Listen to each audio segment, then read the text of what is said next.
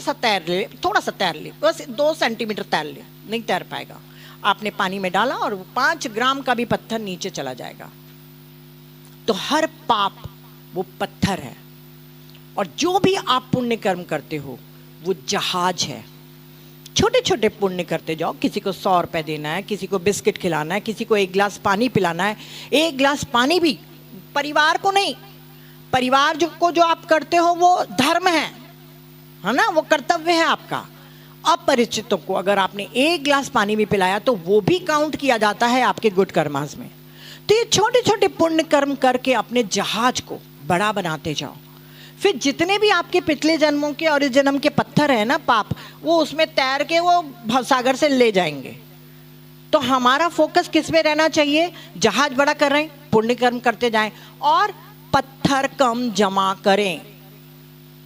भगत जी ने भी कहा, बस नया कुछ वासना, नया कामना, नया कोई द्वेष उत्पन्न नहीं होने देना है।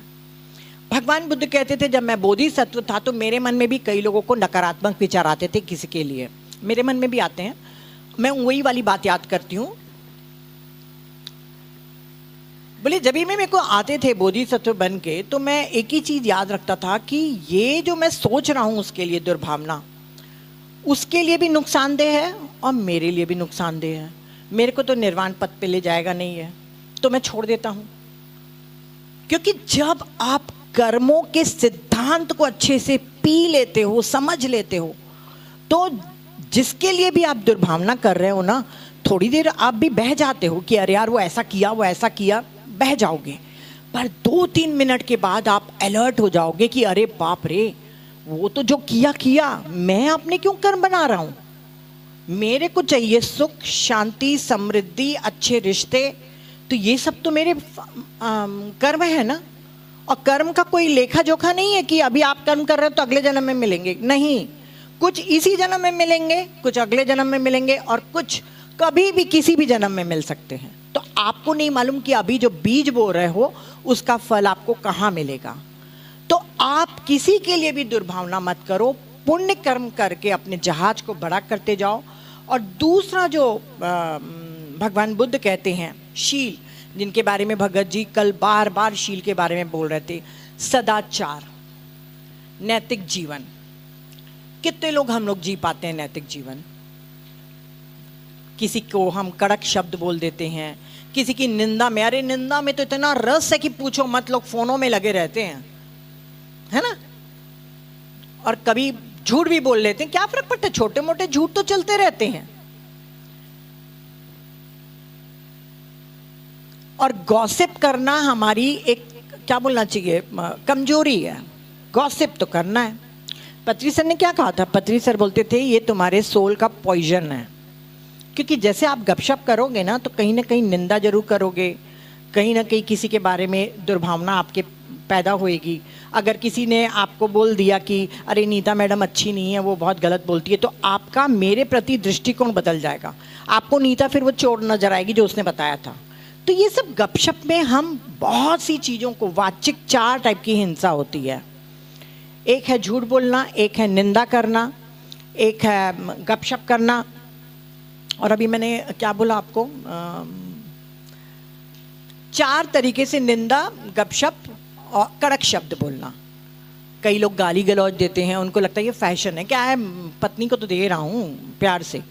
हर गाली भी काउंट की जाती है। तो ये 4 प्रकार की वाचिक हिंसा है जो हमारे सदाचार में नहीं होनी चाहिए। और तीसरी 3 प्रकार की हमारी शारीरिक हिंसा है। शारीरिक पाप कर्म कौन से हैं?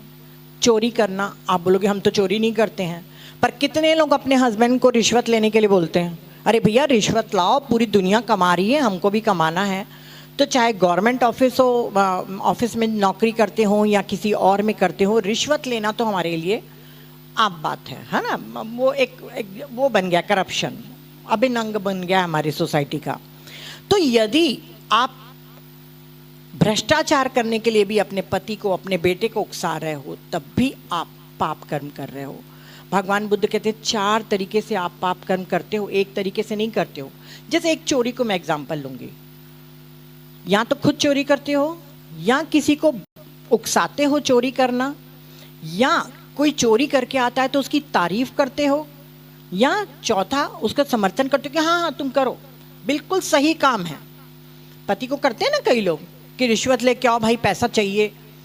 तो जितनी भी रिश्वत, जमाखोरी, जो भी हम अभी ये कलयुग में देख रहे हैं, वो सब एक तरह से चोरी है। चोरी मतलब जो चीज़ आपकी नहीं है आप उसको ले रहे हो। तो ये 3 शारीरिक पाप कर्म हैं। एक तो है चोरी, दूसरा है प्राणी हिंसा। आप बोलोगे भाई हम तो वेजिटेरियन हैं, हम तो प्राणी हिंसा करते नहीं। तो कई लोग डोमेस्टिक वायलेंस में भी तो पार्टिसिपेट करते हैं। बहू ने कुछ कह दिया तो बेटे को उकसाते हैं लोग कि किसी तरीके से वाइफ को वो हिंसा करे या जो भी रहे। तो चाहे धर्म के नाम पे हिंसा हो, चाहे घर में डोमेस्टिक वायलेंस हो, ये सब एक तरह से शारीरिक हिंसा में भी आप इन्वॉल्व हो गए तो आपके पाप कर्म चालू हो गए। तो ये जितने भी पाप कर्म हम समझते हैं उन सब से हमको बचना है। और तीसरा जो बुद्ध कहते हैं व्याभिचार, सेक्सुअल मिसकंडक्ट। कई लोगों को लगता है कि क्या फ़र्क पड़ता है, ओशो ने भी तो कहा है कि कोई गलत नहीं है अगर 2 समझदार एडल्ट लोग जाके एंजॉय कर रहे हैं तो इसमें कोई गलत बात नहीं है। हमारे धर्मों में मोनोगैमी कहा है, पर स्त्री गमन और पर पुरुष गमन को मना किया गया है। पर आजकल लोग कर रहे हैं और लोग कहते हैं कि वे आध्यात्मिक हैं। आध्यात्मिकता की पहली शर्त ही है कि आप नैतिक होना चाहिए। कितने लोग आध्यात्मिक होने का दावा करते हैं और नैतिक हैं? झूठ बोल रहे हैं, मैनिपुलेशन कर रहे हैं, सेक्सुअल मिसकंडक्ट कर रहे हैं और अपने आप को स्पिरिचुअल कह रहे हैं। कभी कभी मुझे आश्चर्य लगता है कि ये स्पिरिचुअल शॉपिंग सेंटर में स्पिरिचुअलिटी एक तमाशा बन के रह गई है। जिस दिन आप बुद्धिज्म पढ़ना शुरू करोगे ना, आपकी आंखें नीचे झुक जाएंगी। आपको पता चलेगा कि आपके मन में कितनी गंदगी, और ये जो सोसाइटी है पूरी गंदगी से भरी हुई है। पर हमें अभी सोसाइटी की तरफ नहीं देना। देखिए मेरा वॉइस थोड़ी रेज हो गई क्योंकि मुझे अच्छा नहीं लगता है ये सब देखना, क्योंकि मैं संसार को छोड़ के आध्यात्मिकता में इसीलिए आई थी कि यहाँ पे मुझे साफ सुथरे और अच्छे लोग मिलेंगे, पर यहाँ पे भी मास्किंग वाले लोग मिलते हैं। तो मुझे दुख होता है, यही मेरा एग्रेशन है। पर चलिए, हम समझ रहे थे कि भगवान बुद्ध ने कहा है 3 पुण्य कर्म। पहला है दान करना, दूसरा है नैतिक पालन करना, और तीसरा है भावना यानी मेडिटेशन करना। मेडिटेशन को उन्होंने पुण्य कर्म कहा है, बिल्कुल वैसे ही जैसे हमारा मंत्र जाप है। ये साधना है हमारी, अपनी आत्मा की तरफ जुड़ना एक पुण्य है। तो आप मेडिटेशन भी करिए, नैतिक आचरण भी फॉलो करते रहिए और दान धर्म भी करते रहिए, ताकि आपके जितने भी बुरे कर्म की इंटेंसिटी है वो धीरे धीरे कम हो जाए और आप क्या कहना चाहिए, सुखमय और स्वस्थ जीवन की तरफ बढ़ सकें। और मैं क्या कहूँ, बस इतना ही कहूँगी कि मैं अपना आखिरी में एक अनुभव करके ख़त्म करूँगी, क्योंकि मुझे मालूम है कि बहुत टाइम हो चुका है। मैं जब यहाँ पर जैसी मैम पहली बार हरिहर ध्यान महोत्सव की थी तो मुझे बहुत बार बोली कि आ जाओ आ जाओ। मैं नहीं आई क्योंकि मुझे ना ये बाबा लोगों को नहीं पसंद था, है ना। नहीं भैया, अभी मैंने शुरू किससे किया? मैंने कहा ये मेरा पूरा सेशन मेरे पत्री सर और मेरे विज्ञानाचार्य जी को समर्पित है। देखिए गलतफहमियां सबके पास रहती है, मेरे पास भी गलतफहमी थी। मैंने कहा मैं नहीं आऊँगी। फिर वो वहाँ से आने के बाद मुझे हमेशा ना पत्री में जैसी मैम बताते रहती थी, मुझे एक बात बहुत अच्छी लगी विज्ञानाचार्य जी की, जो उन्होंने जैसी मैम को लिख के दिया था, no organisation only self realisation. मुझे लगा कि वाकई हम सेवा में क्यों आए हैं। हम सेवा में आए हैं कि हम सेल्फ रियलाइजेशन को प्राप्त करें, निर्वाण को प्राप्त करें। पर हम बहुत सी सोसाइटी में और ऑर्गेनाइजेशन के पॉलिटिक्स में इतने उलझ जाते हैं कि अपनी साधना कम हो जाती है, मन में राग द्वेष ज़्यादा बढ़ने लग जाता है। और मुझे लगा कि हो रहा है। मैंने कहा जैसे मैम अगली बार मैं आऊँगी हरिहर ध्यान महोत्सव में, क्योंकि वो सेंटेंस मुझे विज्ञानाचार्य जी का दिल पे नहीं आत्मा पे लग गया था और मैं इंतज़ार करते रही। और जैसे अगला हरिहर ध्यान महोत्सव आया तो मेरे हस्बैंड को जब मैंने टिकट कराने बोले, बोले ये क्या वृंदावन, कभी कहाँ ले जाते हो, कभी हैदराबाद कभी बेंगलुरु, अब ये वृंदावन कहाँ से आ गया। मैंने कहा नहीं नहीं तुम चलो ना, मेरे को जाना है। हम लोग आए। पत्री सर को जब मैंने पहली बार देखा था तो पहली बार ही मैं पहचान गई थी ये मेरे गुरु हैं, पहली बार में।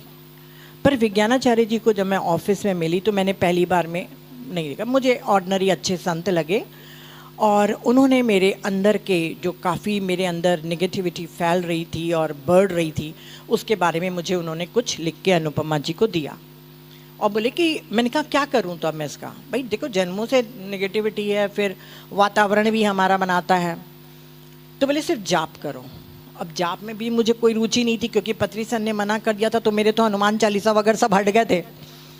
मैंने कहा फिर एक नए सिरे से जाप करना है, चलो ठीक है कर लेती हूँ। मैंने यहाँ पे बैठ के जाप किया और अनुपमा जी बार बार बोलती थी जाओ हवन कुंड में बैठो।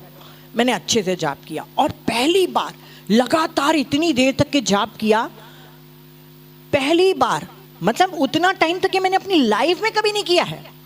और मैं गा रही हूँ 2.5 घंटा ओम नमः शिवाय, बीच बीच में पानी भी पीते जा रही हूँ ना क्योंकि गला सूख रहा है।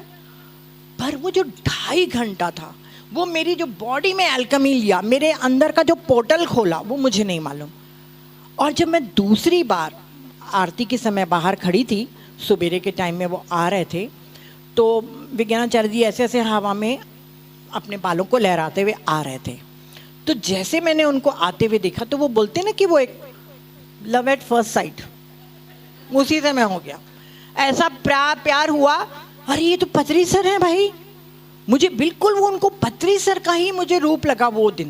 पहले दिन नहीं लगा था, दूसरे दिन आरती में जब वो प्रवेश कर रहे थे तब, और वो आरती कर रहे थे और मैं पीछे खड़े होकर बोल रही थी अपने मन में कि आचार्य जी मेरे को प्लीज़ इस गोविंद मठ में ना कुछ सेवा का मौका देना, क्योंकि मेरा बहुत सेवा का भाव जग रहा था इस मठ के लिए। और फिर दूसरे दिन पत्री मैडम का फ़ोन आया कि पिरामिड की वो भूमि पूजन करा दो। तो हम लोग नारियल तोड़ा के खड़े हो गए थे। हम लोग को लगा चलो ठीक है, मैं भी आई हूँ तो मैं खड़ी हो गई। पर कैसे हमारी टीम बनती गई, कैसे हम सब काम करते गए हमें नहीं मालूम। पर वो विज़िट जो पहली विज़िट थी और भूमि पूजन हमारा हुआ और मैं जब चली गई, मेरी एक बहुत ही इंटीमेट रिलेशनशिप है जिसका मैं नाम नहीं लूँगी क्योंकि स्ट्रीमिंग चल रही है, उसके साथ मेरा कुछ कार्मिक बॉन्डेज था। उसके प्रति मेरे को बहुत ग्रज था, बहुत ज़्यादा ग्रज। मतलब मैं मेडिटेटर हूँ, समझ रही हूँ कि ये गलत है, और वो मेरी इंटीमेट है रिलेशनशिप। पति नहीं था भाई, पति की तरफ मत देखना तुम लोग। पति से तो मेरा हमेशा से प्यार से, वो हम लोग सोनी महिवाल है ही। तो जब मैं यहाँ से गई और वहाँ जाने के बाद एक ऐसी एल्केमी हुई कि जिसके साथ मेरा नफरत और जलन और जो भी कहो ग्रज था वो सब डिसॉल्व हो गया। और मुझे लगा कि अब रोज मैं उसको किस तरीके से सुख दूं, कैसे सुख दूं, क्या पैसे से दूं, क्या किसी और तरीके से सुख दूं, उसको अच्छा अच्छा खाना बना के भेजूं। मतलब मेरा पूरा 180 डिग्री पे घूम गया। और मुझे लगा कि नहीं, इतने महीनों से उस व्यक्ति के साथ जो मेरा द्वेष था, जो नफरत थी, वो यहाँ पर आके जो वो 2.5 घंटा मेरी एल्केमी हुई थी, या विज्ञानाचार्य जी ने कुछ पोर्टल खोला था, मुझे नहीं मालूम, पर पूरी तरह से चेंज हो गया। और आज उसके साथ मेरा सबसे सबसे प्रेमपूर्ण संबंध है। तो मुझे लगा कि मंत्र जाप व्यर्थ नहीं है। आप मेडिटेशन करते हो तभी भी कैथारसिस होता है। कैथारसिस मतलब रेचन, आपकी नेगेटिविटी जाती है पर धीरे धीरे जाती है। पर जब आप मंत्र जाप भी उसके साथ जोड़ते हो, एक टूल के रूप में जोड़ लीजिए। आप भाव अगर नहीं आ रहा है तो सिर्फ एक टूल के रूप में ही जोड़ लीजिए, और 40 दिन करने के बाद आप परिवर्तन कर देखिए। और जो आप सब लोग आए हैं इस पिरामिड को, जब मैं बार बार कहती हूँ ध्यान और भक्ति का संगम, तो यहाँ से जब जाओ तो थोड़ी सी भक्ति भी लेके जाओ। जो भी आपका इष्ट हो, चाहे गणेश जी हो, चाहे दुर्गा माँ हो, चाहे कोई भी हो, उनकी आप मंत्र का जाप करो। आदि दैविक शक्तियाँ इंतज़ार करती हैं कि वे हम उनका आह्वान करें और वो हमें हेल्प करें। और अपने आत्मा के उत्थान के लिए यदि आप उनको पुकारते हो, क्योंकि देखिए कार चाहिए, बच्चे को नौकरी चाहिए, ये सब चीज़ें फालतू है, वो देवताओं को उनमें रुचि भी नहीं है बहुत ज़्यादा। पर जब आप अपने आत्मा के उत्थान के लिए उनको पुकारते हो तो वो दौड़ते आते हैं और जितना आप मांगोगे ना उससे कहीं ज़्यादा देते हैं। मैं 1 साल से कर रही हूँ, मैं ये नहीं कह रही हूँ कि मेरे में राग द्वेष नहीं है, अरे भैया सब है, लाभ क्या काम क्रोध मोह सब है, पर हाँ क्वांटिटी कम हो गई है। धीरे धीरे धैर्यपूर्वक मैं विपश्यना कर रही हूँ, अपने आप को ऑब्जर्व करते रहती हूँ, पर कभी कभी फिसल भी जाती हूँ उस भावना में, उसने ऐसा किया, उसने ऐसा किया, ऐसा हो गया, फिर अरे नहीं नहीं मेरे कर्म बन रहे हैं, फिर हट जाती हूँ। तो देखिए है अरे भाई मैं अरहंत नहीं हूँ, और जो बोलता है ना अरहंत है उसको ला के खड़ा करो मेरे सामने, मैं बताती हूँ कौन है एनलाइटन। कोई एनलाइटन नहीं है, सबको ट्रैवलर हैं, सब चल रहे हैं, कोई एक कदम आगे, कोई एक कदम पीछे। भाई ये लोग पहुंचे लोग हैं, विज्ञानाचार्य जी वगैरह लोग पहुंचे लोग हैं, बाकी हम सब को ट्रैवलर हैं। तो जब आप अपने ईष्ट को बुलाएंगे और उसको अपना अभिन्न अंग बनाएंगे, चाहे 15 मिनट ही करिए, 10 मिनट ही करिए, भाव से करिए और अपने जीवन में परिवर्तन देखिए। यहाँ से आपको हैं कि देख मृत्यु के समय न तेरा पति, न बेटा, न भाई, न बहन, न माँ, न बाप, कोई साथ नहीं देगा। सिर्फ बुद्धिमान व्यक्ति वही है जो निर्वाण के रास्ते पर, यानी कि अपने आत्मा के उत्थान के रास्ते पे ले जाए। और कौन चीज जाएगी हमारे साथ? सिर्फ हमारा ज्ञान और हमारे पुण्य। तो रोज इकट्ठे करिए, लालची बन जाइए। मैं बहुत लालची हूँ, मैं तो बस मेरे को मौका मिलता मैं तो लालच करती हूँ, क्योंकि मुझे मालूम है कि ये पुण्य कर्मा मेरे बोट को बढ़ा रहा है जो पिछले जन्मों के मेरे पत्थर ले जाएगा। तो thank you thank you thank you thank you very much. और हाँ, अभयदान में ये है कि जैसे कोई डेड बेड पे है और हम उसको गीता ही पढ़कर सुना दें तो वो भी अभयदान में आएगा क्या? देखिए मृत्यु के समय ना आखिरी विचार हमारे अगले जन्म को डिसाइड करता है। भगवान बुद्ध कहते हैं कि यदि आपने सारी जिंदगी काम भोग इन सब में किया और आखिरी टाइम में बैठ के उसको गीता समझाओगे, उसके मन में वही विचार रहेंगे, काम भोग जो आसक्ति वगैरह के रहेंगे, और उसके अनुसार ही उसको अगला जन्म मिलेगा। पर जब आप गीता पढ़ते हो तो हो सकता है उसका अंतिम विचार कृष्ण के प्रति, धर्म के प्रति हो जाए, तो अंतिम विचार अच्छे होने से उसको सुगति मिलती है।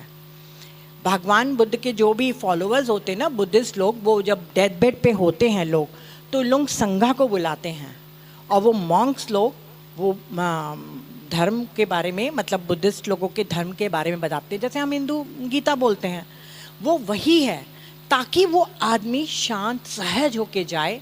कोई विलाप नहीं करना चाहिए आसपास, ना उसके पास आसक्ति हो कि मेरे बच्चे छूट जाएंगे, ये हो जाएगा। तो उसको गीता का पाठ पढ़ाते समय हो सकता है कि उसके मन में अंतिम विचार कृष्ण और धर्म के हों, तो ये आपने उसको अभयदान किया, उसको मृत्यु के भय से मुक्त किया और उसको सुगति के मार्ग पे आपने अच्छा काम किया, तो ये आपका पुण्य कर्मा के रूप में आएगा। ठीक है, और कोई क्वेश्चन? अगर भूख नहीं लग रही हो तो क्वेश्चन पूछ सकते हैं।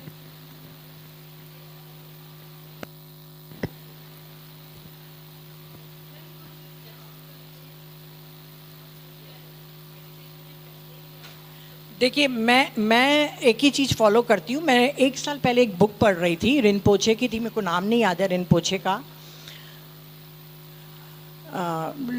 कुछ बुक का भी नाम अब दिमाग से उतर गया, कुछ लिविंग डाइंग करके कुछ था। उसमें वो कहते हैं, तिब्बत के थे, वो कहते पहले हम अपने डाइटी देवता को हम देखते हैं, उसके फ़ोटो को 5 मिनट तक के, उसके बाद हम आंख बंद करते हैं और चैंट करते हैं, जो लोग करते हैं ना ओम मनी पैमे होम या रिंगा रिंगा कुछ करते हैं, वो करते हैं उन लोग, और उसके बाद उसको छोड़ के ब्रेथ ऑब्जर्व करते हैं। तो मैं उस समय 1 साल पहले मैंने इतना नहीं ध्यान दिया था, पर अब मैं क्या करती हूँ कि मैं कई बार जब मेरा मेडिटेशन में बैठती हूँ ना, तो मेरा मन नहीं लगता है ना, तो पहले मैं 5 मिनट ओम नमः शिवाय का जाप कर लेती हूँ। मेरा 100 विचारों से मेरा मन एकाग्र हो गया और उसके बाद 5 मिनट के बाद मैं छोड़ देती हूँ। ये सबसे अच्छा है, क्योंकि शिवानंद स्वामी भी कहते हैं कि 2 तरीके से होता है, एक जप सहित और एक जप रहित।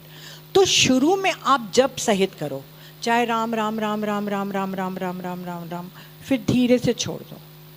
तो पहले करोगे तो बहुत अच्छा है। और मैं हमेशा नहीं करती हूँ, मेरा चैंटिंग का टाइम अलग है, मेडिटेशन का टाइम अलग है। पर जिस दिन मेरे मन में बोला राग द्वेष सब उभरता है तो उस दिन फिर मैं मंत्र का सहारा लेती हूँ। और विज्ञानाचार्य जी को, अनुपमा जी को, भगत जी को बहुत बहुत धन्यवाद कि इतने सुंदर आश्रम जहाँ पे इतनी एनर्जी है मंत्र जाप की, यहाँ पे जो मैं पाई हूँ वो मैं अपने शब्दों में नहीं बयान कर सकती। और कल भी जब मैं रात को मेडिटेशन कर नीचे जाप कर रही थी तो मैं टाइम नहीं बताऊंगी कितनी देर करी, मैंने अच्छा किया और फिर मैं पीछे जाके बैठ गई मेडिटेशन करने। ये 2:30 बजे रात को आई, चलो जाप करने।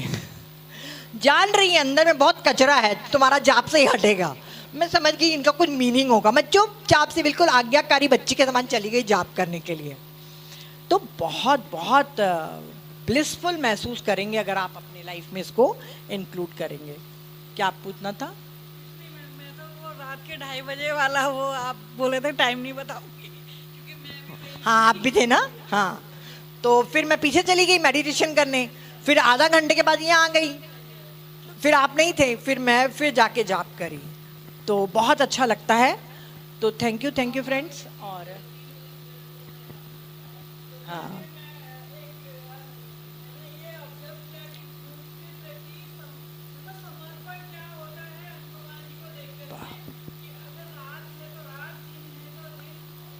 भैया रात के 2:30 बजे एकदम जगी हुई मुद्रा में 2:30 बजे चलते हुए जा रही। नमस्कार सबको। 1 बजे करीब हमने यहाँ से, मैंने मेडिटेशन ख़त्म किया तो मुझे नींद नहीं आ रही थी। तो मैंने कहा क्या करूँ, नींद तो आ नहीं रही है। तो सोचा चल के नीचे जाती हूँ। गई, फिर मन में एक विचार आया, पता नहीं कोई होगा या नहीं होगा, या मेल होंगे या फीमेल होंगे, ऐसा कुछ विचार आया। तो जाके मैं कहा चलो देखते हैं। शायद 1:30 या 2 बज रहे, 1:45 बज रहे थे या 1:30 बज रहा था। तो जाके देखा मैम बैठे हुए, मेरी हिम्मत थोड़ी सी बढ़ गई और अच्छा लगा कि कोई है। मैंने मैम के साथ हमने दोनों ने किया, लेकिन 2:30 बजे के आसपास या ऐसे कुछ टाइम था, देखा विज्ञानाचार्य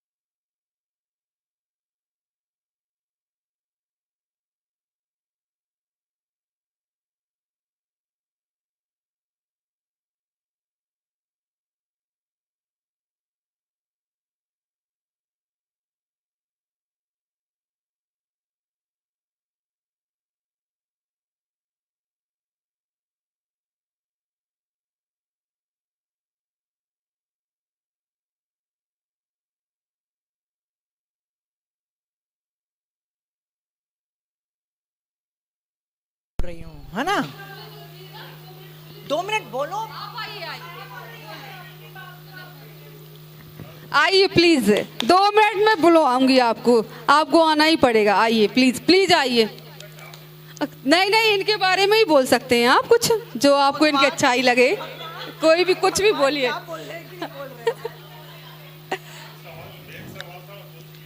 तो उसका आधा पुण्य तो मिल ही गया।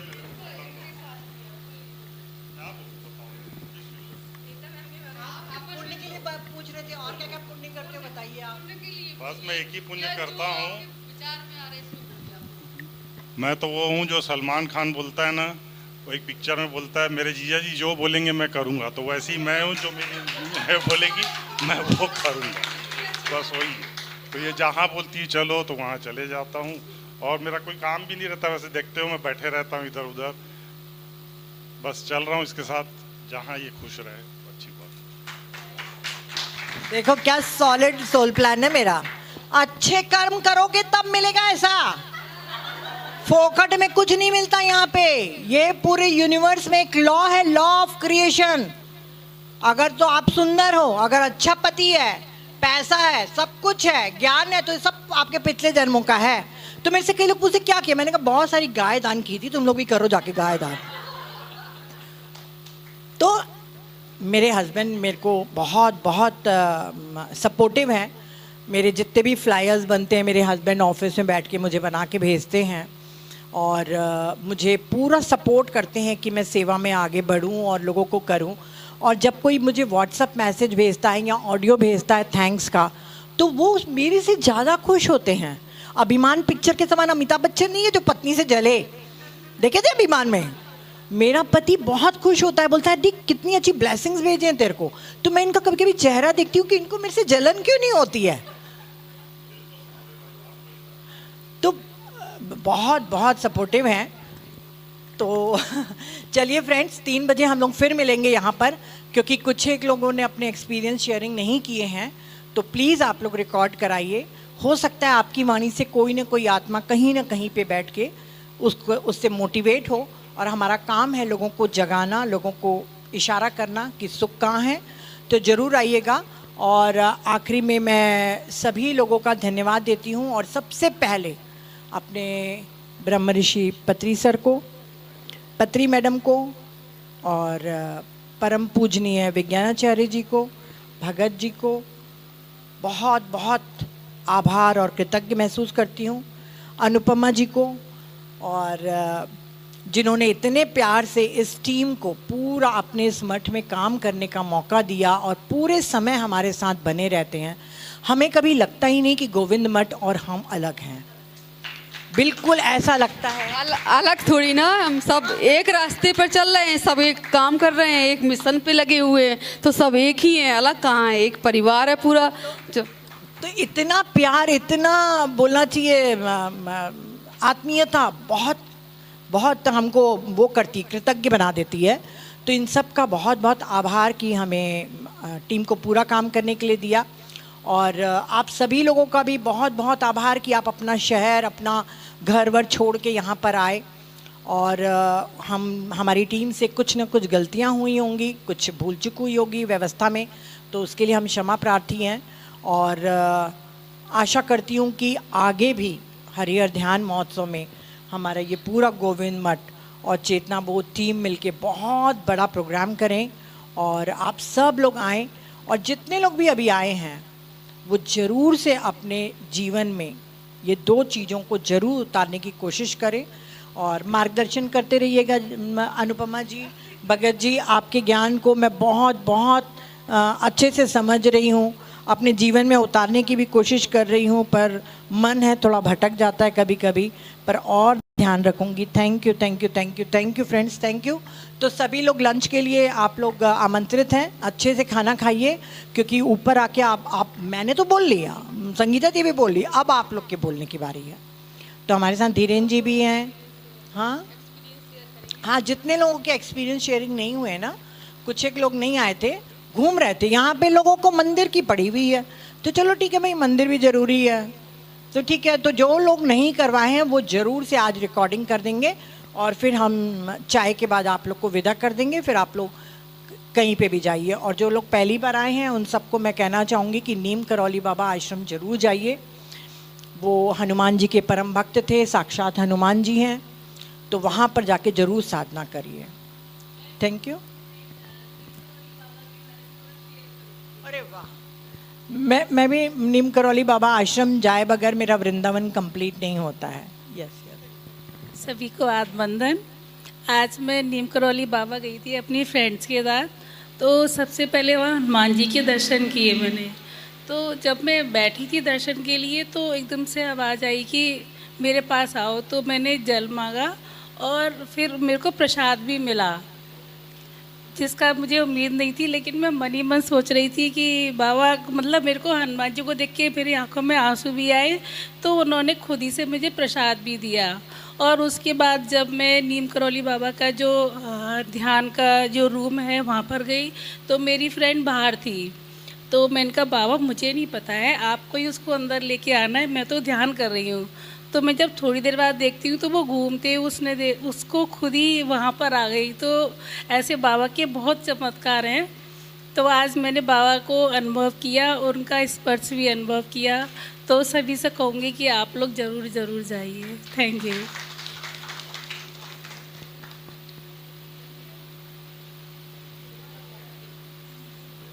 सभी लोग लंच के लिए चलेंगे नीचे।